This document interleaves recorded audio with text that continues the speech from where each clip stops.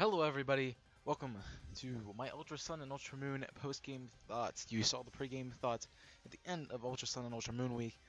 However, I just finished the game yesterday, and I'm really excited to get some content out about Ultra Sun and Ultra Moon. I've been kind of waiting to do it, as more people can finish the game, and because I didn't want to do it until I finished it myself. So, massive spoilers in this episode, in this video, because we're talking about everything that I liked about the game and everything I didn't like about the game. So, if you have not played through the game, and you do not want to be spoiled in this video, do not watch it at the current moment. Wait till you beat the game, and then come back and watch this video. It also contains my bias, as it is my own personal thoughts of the game. And just let it be known that I do not own the music or the images in this video, and they are for enhancement purposes. Speaking of music, the music is the credits from Ultra Sun and Ultra Moon, and the link is there on the screen. So let's get into the video. Again, massive warning, there's a huge amount of spoilers in this video. This is your last chance to click off before I start revealing anything in the video, so if you have not finish the games and do not want to know what happens in the games, please click off of this video now. I will be talking about everything in this game that I like and do not like. So some things that you have not gotten to yet probably are going to be talked about. So click off if you have not watched it and you do not want to be spoiled. With all that being said, let's actually get into the video. So I did talk about this in my other video I released earlier today, which was my team for Ultra Sun. And what a better way to begin talking about Ultra Sun and Ultra Moon than how you get introduced to the starters. Now this is really cool. It sort of brings back Generation 3 vibes with getting attacked by wild Pokemon. However, you're the one getting attacked by wild Pokemon. You're getting attacked by a wild Yungoos. And Kukui strolls up, but these three Pokemon are out of their Pokeballs, and they come and they save you. And he says, well, maybe they just want to impress you because you're going to choose one of them. And you get to choose them at that moment. It's really cool and really sort of nice little nod to Generation 3 in that sense. And I really, really loved how they did this. However, I don't think they needed to animate another cutscene from the one you're looking on the right side of the screen to pick your starter. You could just talk to Kukui, who is behind you when you turn around. And you could just turn around and look at them instead of having to move them to the side. I get it, it looks better visually that they are having that background, but I think you don't really need to animate that. Moving on to further along this route, you finally have the Rockruff that follows you, quote unquote. For those of you who have not played the games, this is not Pokemon following you. This is a little gimmick that they like to throw into the game, where you can interact with wild Pokemon, or trainers Pokemon, that are out in the open, and you can play with them, do turns, and play peekaboo and stuff like that. You cannot catch them, and they do not follow you. So you really missed a big opportunity here, Game Freak. This is a really cool feature that everybody wanted back, and you did not do it. So I'm very disappointed in that. However, I did expect this not to happen because they do not want to program over 800 Pokemon to follow you.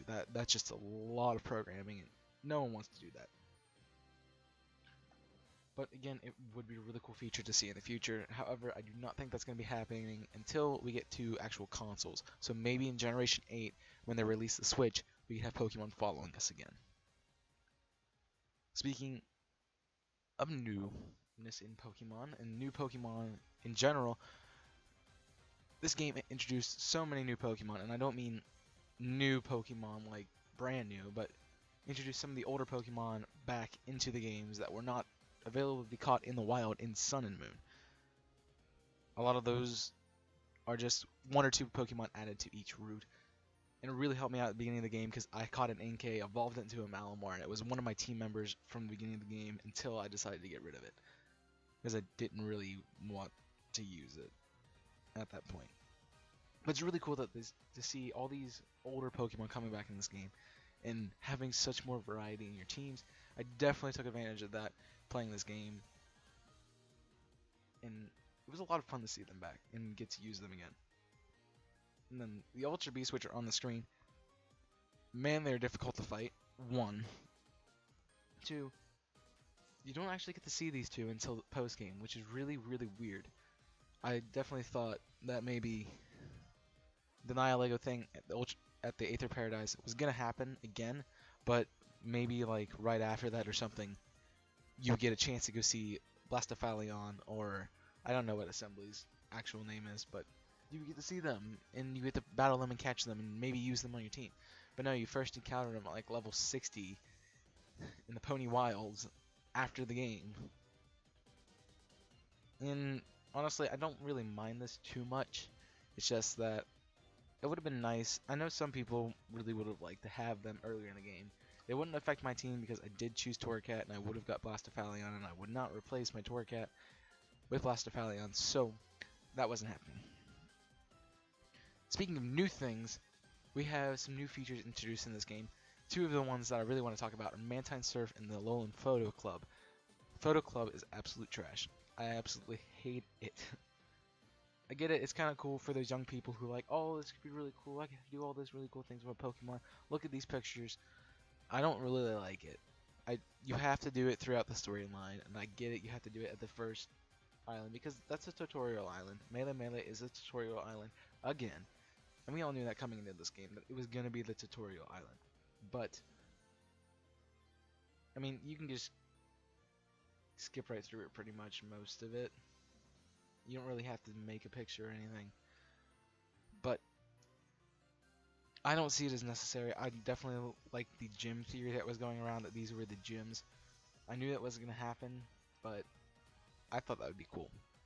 But Mantine Surf, wow, is it amazing. I ended up not using Charizard Fly a lot in this game because I would fly to the Mantine Surf area, Mantine Surf to the new island, just to try to get some beach points, which is BP in this game, and just to see how this was played. And I really, really enjoyed the Mantine Surf more than I thought I would. I thought I'd be like, okay, play it once, it's okay, done. But it's so much fun, and I enjoy playing it. So, good job on that one, Game Freak. Moving on to other new things in this game, the Totem Pokemon. Oh my gosh, they're so amazing. Okay, first you can get Totem-sized Pokemon. Based on your game, yeah, they're different from the game. You get the Totem Pokemon by collecting the Totem stickers, and it's not that hard to place, relatively easily to see throughout the game. And easily you can collect enough to catch all of them, to have all of them. And Samson Oak gives you those, so that's really cool. But they added so many new Totem Pokemon. They added a Totem Araquanid instead of Wishy-Washy in the water trial, and man, that thing was so much harder to beat.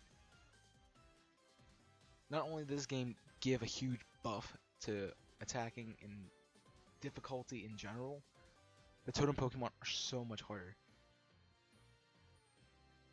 Like, the Araquanid was so difficult to defeat. Yes, you could usually just go in with, most people, if you chose Dartrix, you just go in Dartrix and destroy everything. But it's a bug type and it'll kill you. You can't use electric type moves because it's pretty defensive. You can't use flying type moves because, again, it's pretty defensive. It's really hard. And then they introduced Totem Marowak, which honestly I thought should have been the Totem Pokemon for the Fire Trial.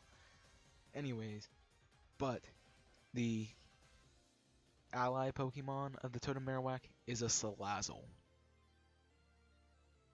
This game is extremely hard. I had so much problems with this because I had a bunch of dark types at this point in the game and nothing to fight Salazzle with. I think my Torracat ended up destroying it because it was like 10 levels higher, but that was it. God, that Totem Marowak was a pain in my butt. Again, Lurantis was difficult, however, it was a little bit easier in my opinion due to the fact that we knew what was going to happen and we kind of expected Totem Lurantis to come back. So it's not really that. It's okay. But you get to the next island, there's a Togedemaru instead of Totem Vikavolt. Now Vikavolt was kind of difficult, but if you caught the Minior on that route, it was so much easier. And Togedemaru, it was actually pretty hard. If you did not have a fire type, which I did, and a ground type is so good in this game. Make sure you get a ground type, because it'll help you out so much. But that thing, it was cute and gimmicky that you actually get to fight Sophocles in this game, and I really like that. Mimikyu Trial was the same, still pretty difficult though. Then you have, okay, the combo trial is exactly the same too. I think that's all the trials. Except for Mina's new trial. Oh my god, this thing is hard.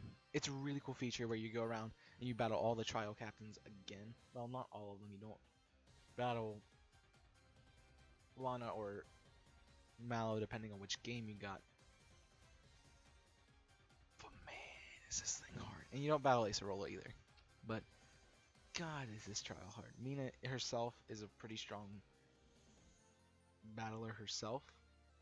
And not having anything that's really great against Fairy at this point in the game, it's really hard to beat her. And then you have to go fight all the trial captains again, which was really cool to see how their teams actually panned out. They each had, I think, 3 Pokemon each. It was really cool to battle those again. It was a really cool trip in nostalgia because she's like, you have to go back and collect these petals from the trial captains, and they probably want to see how you've grown since you've battled them, and it's really actually pretty neat. But you go back and you battle her totem Pokemon, which is a Ribombee. Now totem Pokemon already get a boost as it is, but this Ribombee has Quiver Dance. And god, is Quiver Dance so much trouble to do. Definitely this trial, and if you're struggling with any totem Pokemon, it really helps to use status moves on them. I recommend Toxic as much as you can. Obviously you can't do that on Togedemaru because it's a steel type, but you can on Ribombee, and that's what I did. I used, at that time I had a Naganadel, and I used Toxic, and I just kept weakening it and weakening it, and I think I went through every single one of my Pokemon, and the only reason I beat this trial was because my Magnezone was kept living on 1 HP because of the Pokemon refresh berries. So that was interesting. Speaking of new characters and character development, because Mina's character got hugely developed in this game, because she became like the Seafolk chief on the Magic Carpet in the game. It was really cool. But they added so much character development, and 2 major ones are Lily and Hao. Hao is so much better than he was in the original Sun and Moon game. He has grown up so much, even though he did not grow up at all. But he is so much stronger.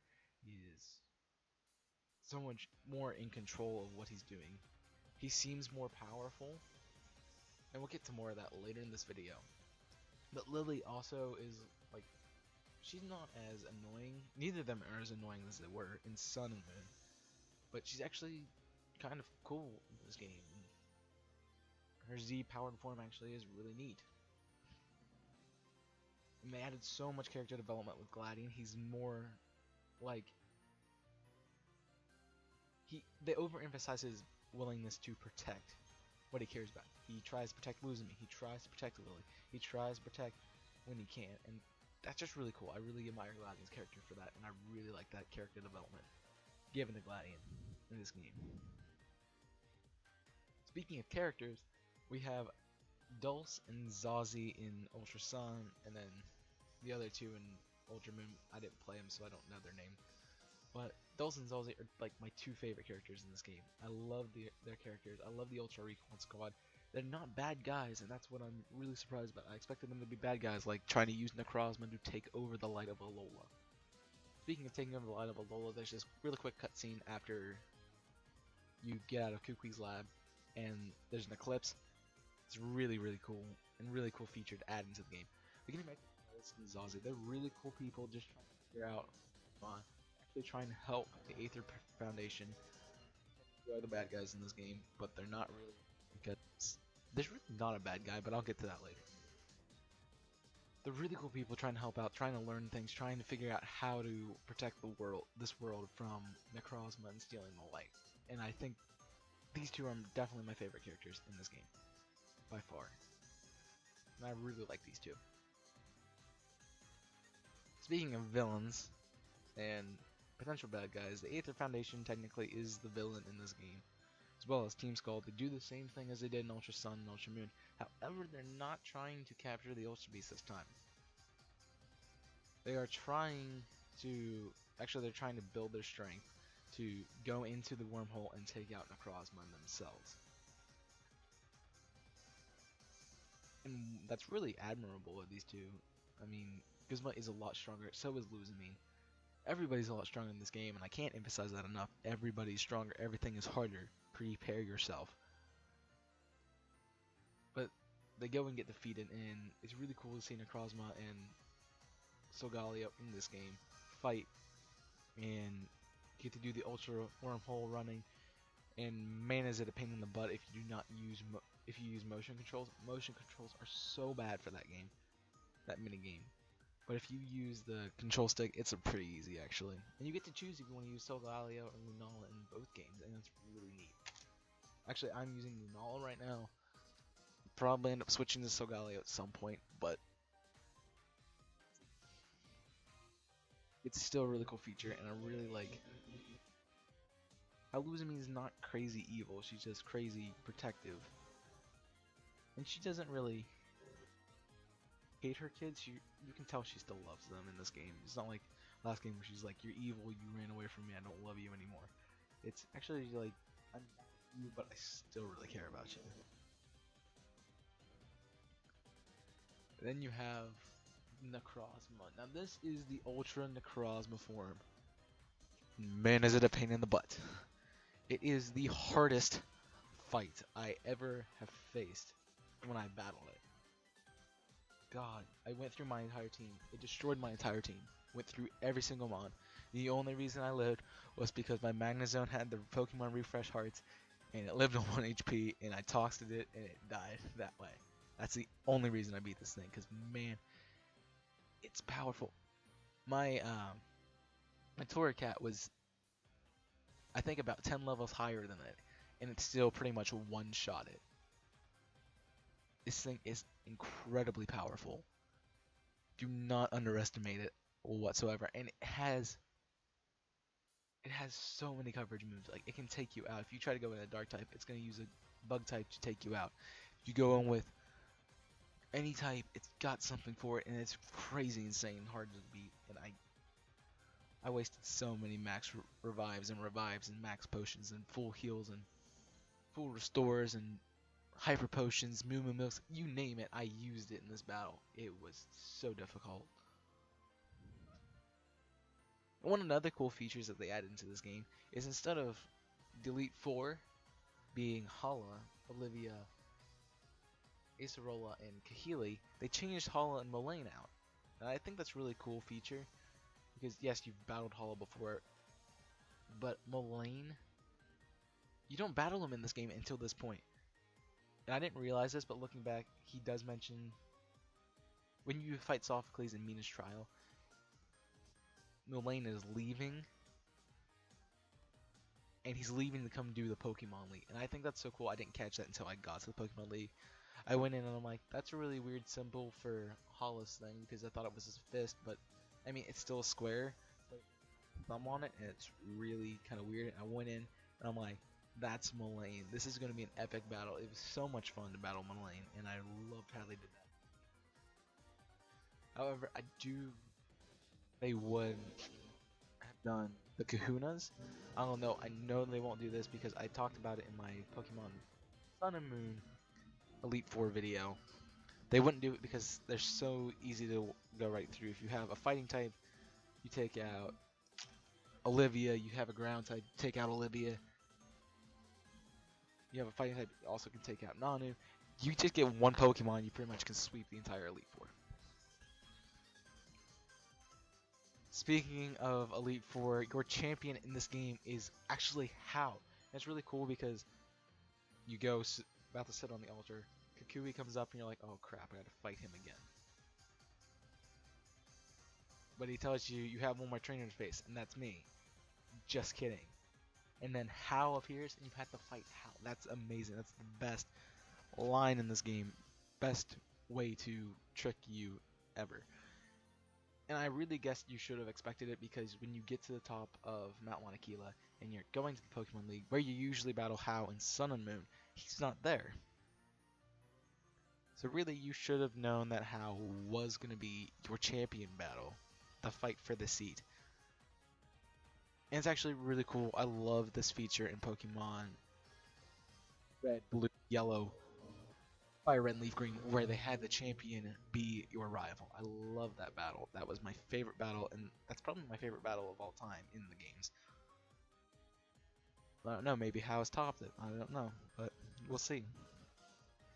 Finally, what you've all hopefully been looking forward to, Team Rainbow Rocket. Now, I mentioned that there really is no villain in this game, and that is true until you get to the post game. Once you become champion, they do this little Rainbow Rocket episode, sort of like the Delta episode in Pokemon Rainbow Ruby and Alpha Sapphire. It's sort of like Ultra Space and Ultra Beast episode at the end of Sun and Moon. However, Rainbow Rocket, and they first take over Festival Plaza, you have to use the battle agency that's in the game to defeat them, which actually is a kind of decent feature. I haven't done too much with it, so we'll see. Maybe that's in the future, but I'm not really that interested in doing the battle agency. However, you go through basically like fighting Team Skull, going to face Luzmine as you would in the regular storyline. However, they're rocket grunts, and once you get inside the castle, everything is red. They have really cool castle themes, and I love their castle themes. It's amazing. You get into this double battle right before you go in, and who helps you?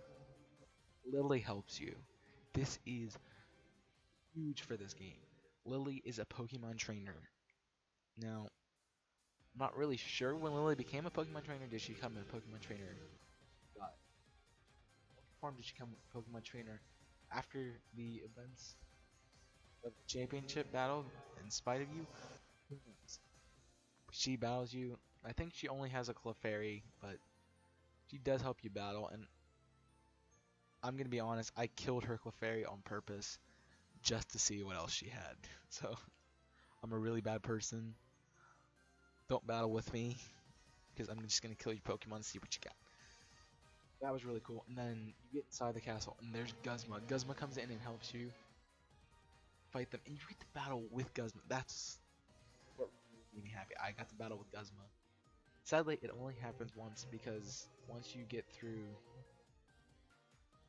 either the Maxi side or the Archie side, you have to go back to the main area, and there's Guzma holding two grunts back from each other, because they won't tell him where the president is, because he really cares about the president. He's trying to save her because they work together throughout the storyline.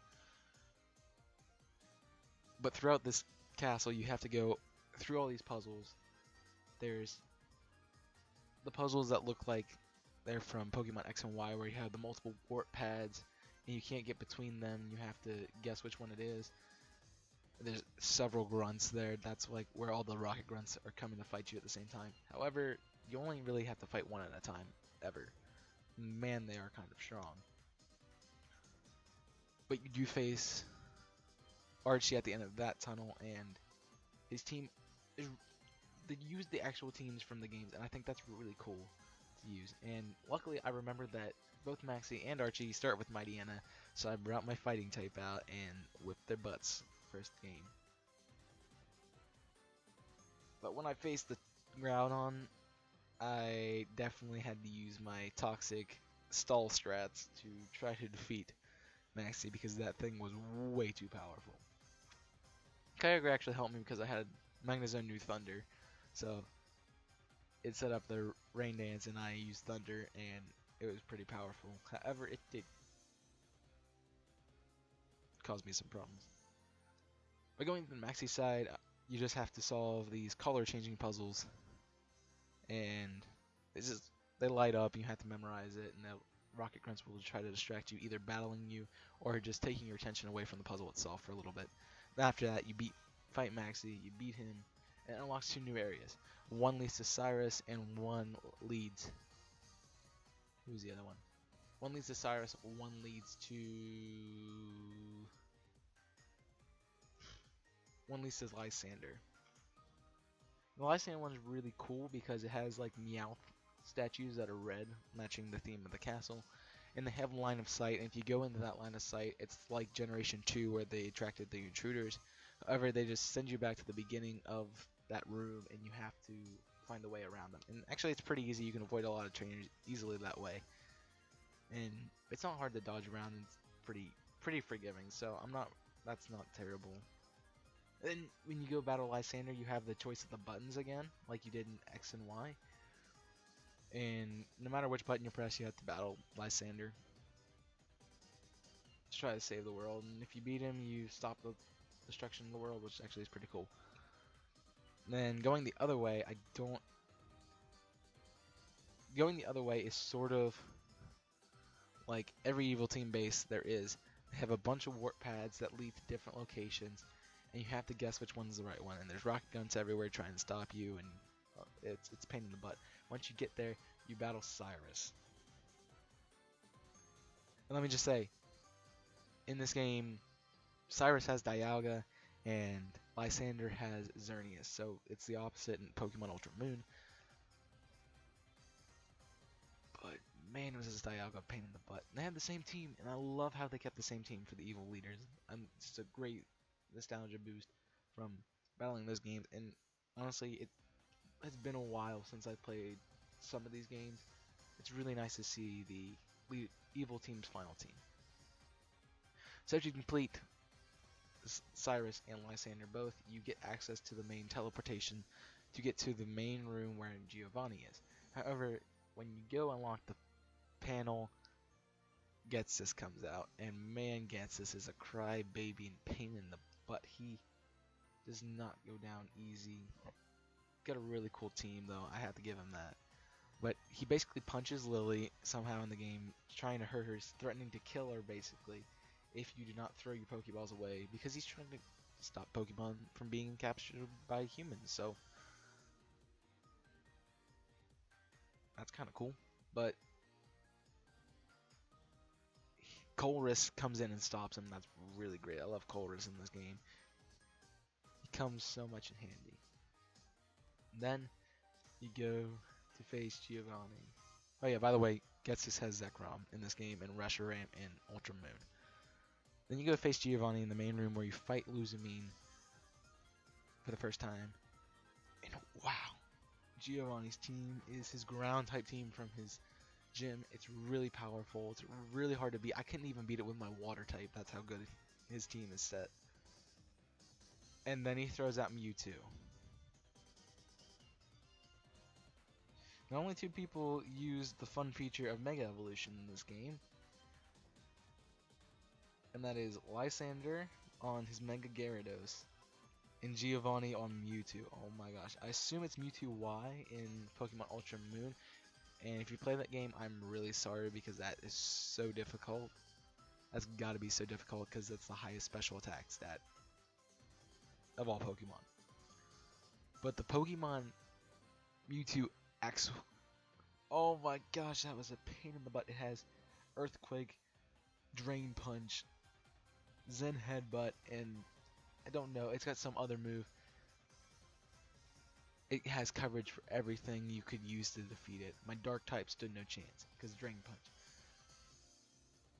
I couldn't paralyze it because it had Earthquake. I couldn't use Poison to defect the Fighting type because it had Zen Headbutt or it had Earthquake. It was so freaking powerful, and I actually had to do this battle 3 times to beat Giovanni because he is so freaking difficult. You need a lot of potions going into that fight. This man, that is the most challenging fight in all of Pokemon. The red fight doesn't even come close to this. This is the most challenging battle you'll ever have in Pokemon so far.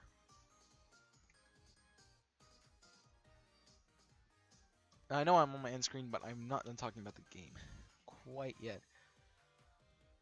So far, I've only just completed the Rainbow Rocket episode. I have not done all the fun stuff that you get to do around the areas. Like they have side quests that you can do with the bottles, the side quest with finding the old people in Hiya City.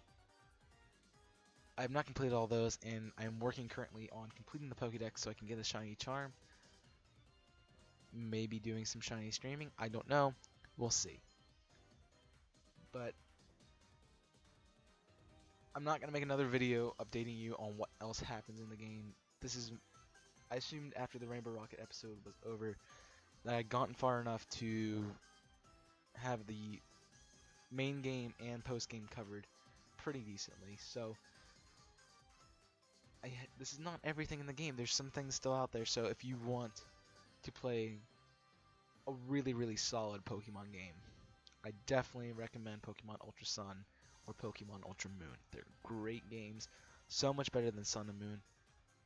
And honestly, when I played through the first island, Melee, it's a tutorial island. It's pretty much exactly the same as Pokemon Sun and Moon, with a little bit of new Pokemon here and there. But the game is so much different. And honestly, if you thought Sun and Moon was a great game, this is so much better. And for those of you who hated Sun and Moon, this game is freaking awesome. Definitely play it. Must play. I played Sun and Moon and didn't really care for it after the hype. And I'm sort of afraid that it's going to happen with this video. Because after the initial hype, after about a month or two of the game being out, after beating it and letting it sit for a while, I'm like, the game was okay. Yes, it has a lot of cutscenes, but it has a lot of really cool cutscenes, a lot of really cool backstories, a lot of really cool features, and that's one of the things this game does. It gives you insight to the backstories that we took guesses on, people had theories about. It sort of hints at that Mon is Lily and Gladian's father, because they say your father got lost in the wormhole years ago. It sort of hints at that, and it's really cool to see Game Freak taking ideas from maybe even YouTubers ourselves and putting them into the game lore. That's really interesting, and I'm really glad to see these games. Now, I will be updating on Twitter and Instagram if my feelings change, so make sure to go follow me on those.